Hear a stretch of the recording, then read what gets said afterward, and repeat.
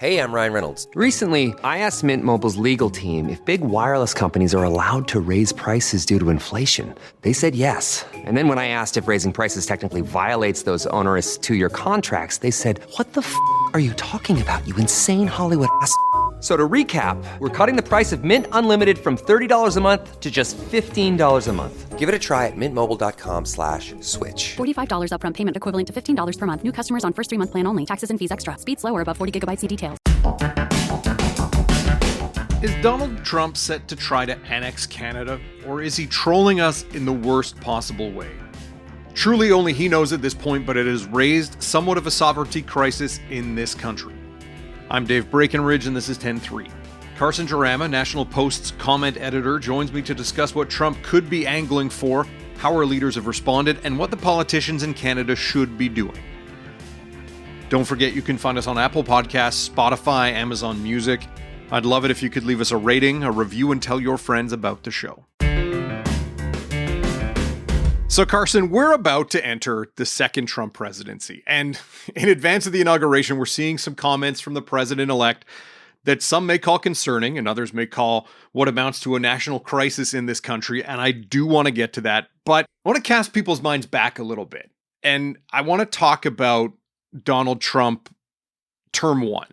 He hasn't exactly been friendly to Canada in the past on a couple issues, really, and trade and defense. You know, for people who are paying attention to themes, those are some that he's also talked about previously. So, what was his view of our country during his first term in office? I think his view of the country for the first term of office is very similar to what it is now, in that he sees Canada much the way as he sees our allies in Europe as sort of parasites on the U.S. That the U.S. is subsidizing them because the Americans purchase goods from Canada, just like if Americans purchasing goods from Canada, or if American companies invest in Canada and employ Canadians as opposed to Americans, he views that as a negative. He doesn't see free trade as a mutually beneficial enterprise. He sees it as winners and losers, and that if people from one country are purchasing goods and services from another country, those people are subsidizing them. Now, that is not a view of free trade that I would support, or that the Republican Party would normally support, or the Conservative Party normally support. It's traditionally more of like a mercantilist, sometimes a left-wing view of trade. But that is kind of how he viewed Canada. Also, if you view Canada as a freeloading off of, as same as he viewed our allies in Europe, freeloading on defense, because so few countries. The world sort of like the Western defense, Western alliance is basically predicated on the fact that the Americans see it as in their national interest to provide defense for everybody in the West. Donald Trump doesn't view America or the U.S. leadership role in quite the same way as American presidents, from the end of the Second World War through Obama and Biden have viewed it. Now that there's problems with those presidents as well, but he doesn't view American leadership in that way. He views it as he doesn't view it as something that's being done for the national interest. He views it as other countries taking advantage of America's goodwill, and he doesn't want to do that. So in the first term, you see things like there was a tariff, not on all goods and services, but tariff on steel and aluminum. He renegotiated NAFTA, to slightly more favorable terms to the U.S. So like I don't know that he always wants to make it clear that the Americans have the upper hand in any sort of bilateral relationship. And so then, after some rocky times, including renegotiating NAFTA into USMACA, as a former colleague of ours once called it on this podcast, Trump loses in 2020, and relations between Canada and the U.S., they appear to normalize, or they at least aren't as publicly combative. We have two kind of like-minded politicians in charge on both sides of the border. And then Trump decides, I'm going to run for president again, and he gets reelected last November. And I think a lot of folks wondered what it would mean for relations between Canada and the U.S. And when did we get a sense we might see a return to things being perhaps a little more strained? Yes, I think you're right to point out that the relationship between Canada and the U.S. was more outwardly collegial when Biden was in power, but that doesn't necessarily mean that the relationships were in fact mutually beneficial or that they were more productive. You know, Joe Biden's first day in office, he canceled the Keystone XL pipeline, and the Democrats in the U.S. have been, famously very reluctant to be supportive of importing oil and gas products from Canada. That is been a source of tension for years, and that is, so I would just make that caveat there. I don't know how, certainly Joe Biden doesn't didn't speak in a manner that was disrespectful of sort of the international relations that the U.S. has with other countries, but that doesn't mean he was actually respectful of those relationships. Donald Trump doesn't have any concerns about appearing. He always says the things that normally would be kept behind doors. He says them publicly. And he's rude, and he wants everybody to know that he has no respect for how U.S. And its allies relate. About the sense when it might be idea that it might be frosty. Well, I think like during the election campaign, in the lead up to the election campaign, when he was running for to become the Republican nominee, he talked about a total of 10% tariffs across the board, 20% tariffs across the board, whether that would be from on China, on everybody, whether that would include or exclude oil and gas. I mean, I think the thought was when he was talking about this in the election campaign that any tariff applied to Canada would exclude oil and gas because oil and gas imports are still important to him. He was, he for one approved the Keystone XL pipeline. So I think it became very clear early on because trade has always been a key policy plank for Trump, and he's very, his using tariffs as a policy tool, using tariffs as a negotiating tool, using tariffs as economic development tool, trying to encourage investment in the U.S.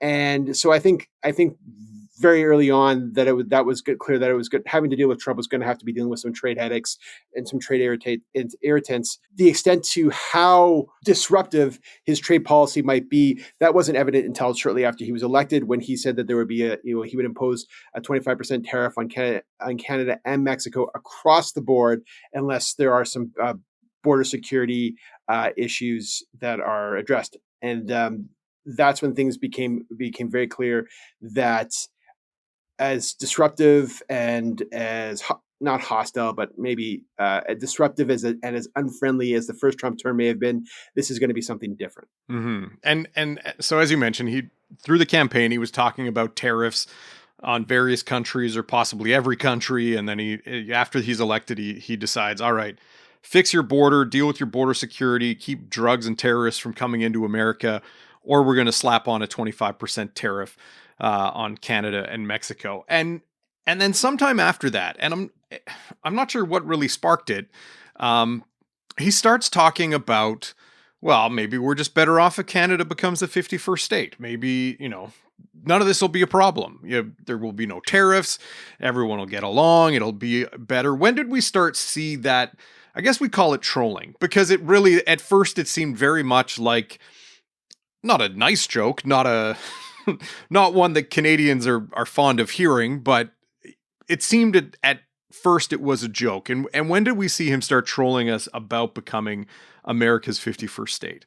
So shortly after his announcement, I believe this was in November, that about 25% tariff across the board, Justin Trudeau and a few other cabinet ministers went down to Mar-a-Lago to have a sort of meeting with Trump, discuss what we can do, what the Canadians can do to sort of stop this tariff policy. And then sometime after that, it emerged that Trump had suggested that Canada could be, it emerged that during that conversation, Trump had suggested to Trudeau that Canada could become the 51st state and avoid all those problems, avoid the tariffs and avoid, get better security. And Justin Trudeau could be the governor. And then he would point this out on, he would make this on Truth Social, his social media platform, which would then get reposted on Twitter, where he did a picture of himself looking out at some mountains, and it had the Canadian flag, and he said, "Oh, Canada." And then at first it sounded like, oh, he's just having a joke. But it just kind of kept going and going and going and going. So yeah, it started about November, and my presumption is that he is trolling. He isn't necessarily serious about absorbing Canada, but you can't be entirely certain that he isn't serious. But yeah, so that started in about in November, shortly after the tariff announcement. We'll be right back.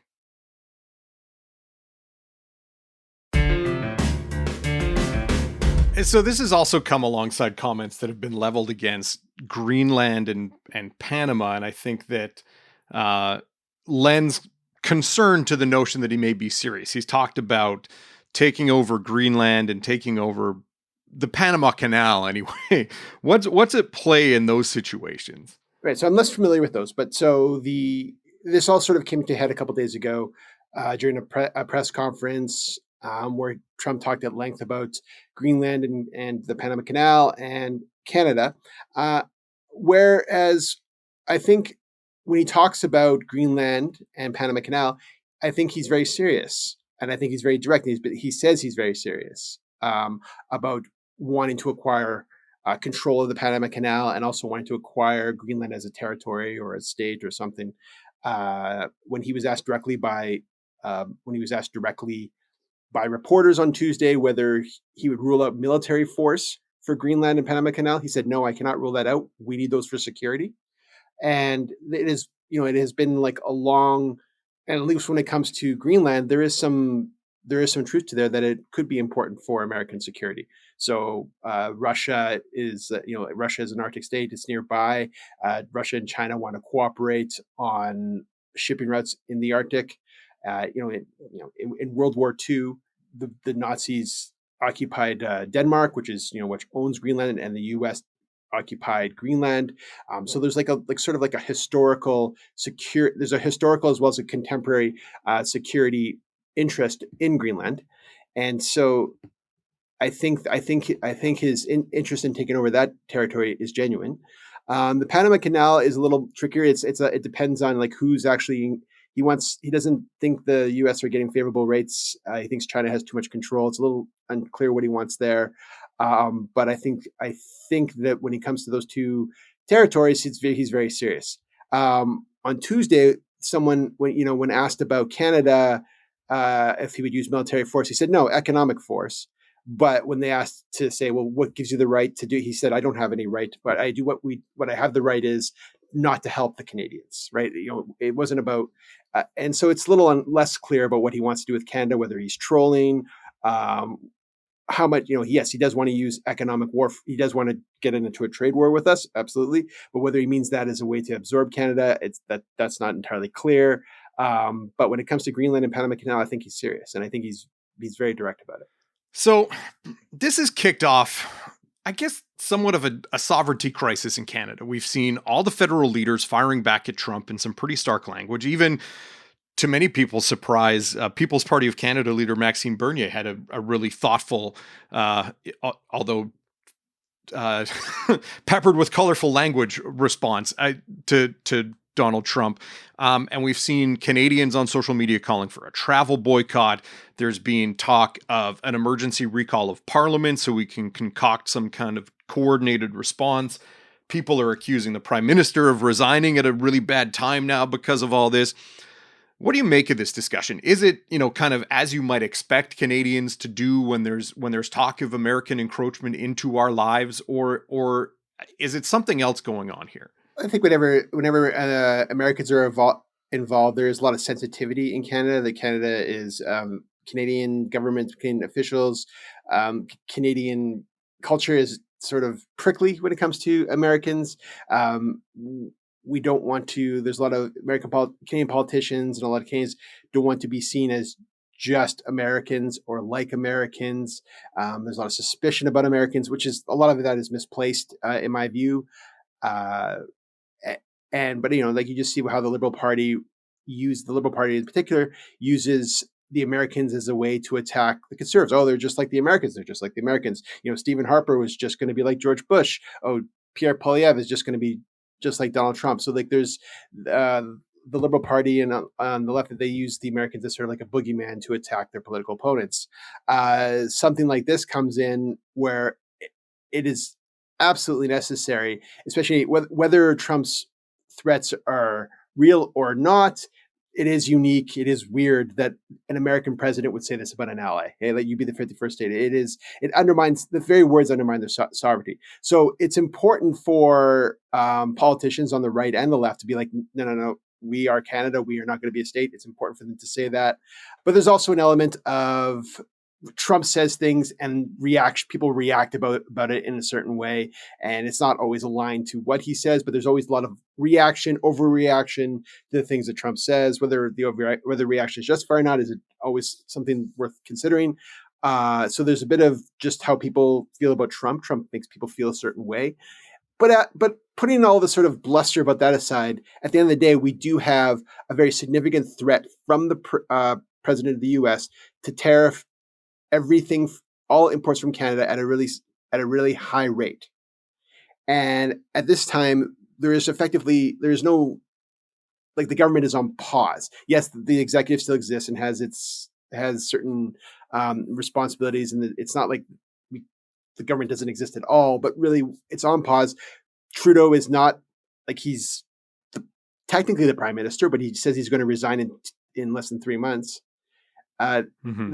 The fact that he resigned, did not call an election so this could be resolved, but pro-parliament, was absolutely irresponsible and an atrocious decision on his part. Because like I said, whatever the bluster is about acquiring Canada as the 51st state, there is still that tariff threat which needs to be addressed, and Canada needs to have a policy response to it. And who knows what that policy response is going to be? And there's little transparency on what they are going to do, because they're not in Parliament every day answering questions. What do you think Canada needs to do right now? As you say, we're kind of in a holding pattern because Parliament was prorogued. There's going to be a Liberal leadership race. Justin Trudeau is still the prime minister, but as a lot of people might say, a bit of a lame duck at this point. And then on the flip side, we see in this vacuum, provincial premiers kind of stepping into the fray. We saw Doug Ford defending Canada on Fox News the other day, not just related to the 51st state comment, but we see the premiers arguing against these tariffs and putting on a pretty united front there. Is there something more that our leaders should be doing, whether at the federal level or the provincial level, or do you feel that response has been appropriate? I think it's absolutely appropriate for the premiers, and should be appropriate at the federal level. They've absolutely failed to do this, but to remind Americans the value they get from the trading relationship from us is that we purchase stuff from them, they purchase stuff from us. That is the way trade works. And I think it's to remind the Americans of the values. I mean, maybe the Trump administration itself may take harder, but there are Republican members of Congress in the House, in the House and in the Senate. There are Republican governors who will recognize that these trade relationship is important. The border, a lot of the border states, Montana, North Dakota. So I think that's entirely appropriate there.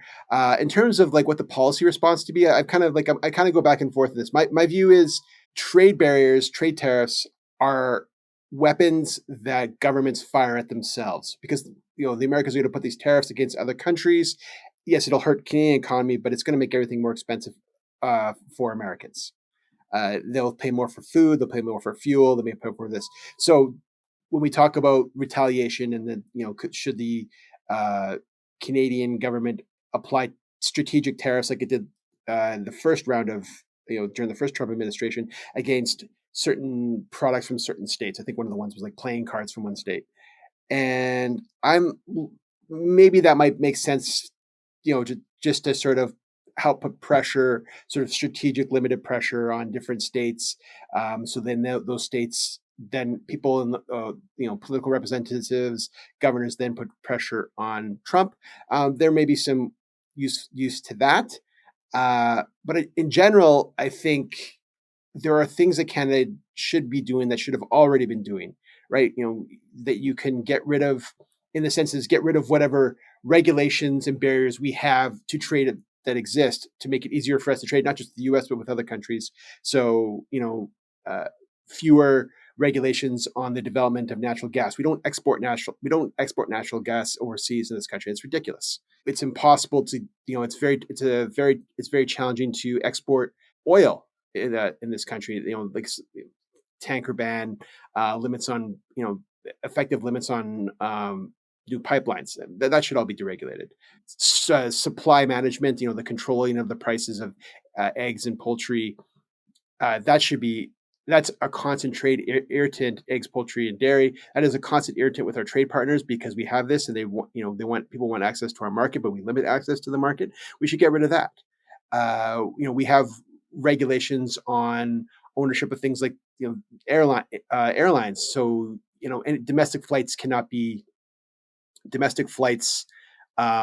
be conducted by Canadian companies. An American company couldn't come in and provide a domestic flight from Calgary to Toronto, right? You can fly an international airline from Calgary to Las Vegas, or from Toronto to Las Vegas for sure. But the internal domestic flights are limited only to Canadian companies. We should get rid of the regulations like that. Make it easier for the economy to operate. Make it easier for other countries to invest in our country, but also that would therefore make it easier for our people to invest in their countries. Mm-hmm. So the sorts of like policies and regulations that we have that make Canada sort of like resistant to trade as it is, we should remove those. Now, because those ultimately only hurt us. They make things more expensive for the people here, and if we were able to like lower the costs on things like food, like eggs, on travel, because we got rid of our barriers, it would make it easier for us to trade, and it would maybe help mitigate some of the costs from an American tariff. It wouldn't eliminate it, but the last thing we should be doing is throwing up tariff walls, especially ones that are going to last for a while. Yeah, and I guess we'll see how Canada responds once these Trump tariffs come into play following the inauguration. Always plenty to watch out for on this story, and plenty to read at nationalpost.com. Carson, thanks for your time. Thanks for having me, Dave. 10-3 is produced by Sean Knox. Theme music by Bryce Hall. Thanks to my guest, Carson Jerema. More from him and more coverage of this issue at nationalpost.com. I'm Dave Breckenridge. Thanks for listening.